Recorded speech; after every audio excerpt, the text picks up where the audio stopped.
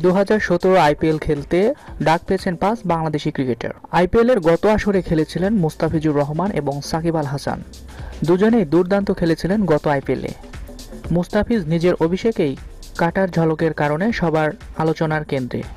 জাতীয় দলে অভিষেকের পরেই দুর্দান্ত খেলেছিলেন মুস্তাফিজুর রহমান, আর এই কারণেই গত নিলামে তাকে নিয়ে হয় কাড়াকাড়ি।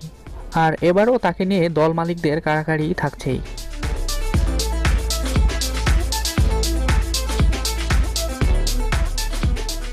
এবার নিলামে সবগুলো দলই চাইবে কাটার বসকে দলে ভিড়াতে, আর সেক্ষেত্রে তার দামও উঠতে পারে আকাশ ছোঁয়া। পারিশ্রমিকের ভিত্তিতে মুস্তাফিজ ছাড়িয়ে যেতে পারে এবারের বিপিএলের সর্বোচ্চ দলের খেলোয়াড় ক্রিস গেলকেও। গত আসরে পুনে সহ বেশ কয়েকটি দলই মুস্তাফিজুরকে দলে নিতে চেয়েছিলেন, কিন্তু দল মালিকদের লড়াই শেষে সানরাইজ হায়দ্রাবাদ পান মুস্তাফিজুরকে, আর সে আসরেই চমকে দেন মুস্তাফিজুর সবাইকে। তাই মুস্তাফিজুরকে নিয়ে এবারও বিশেষ আগ্রহ রয়েছে সব দলেরই।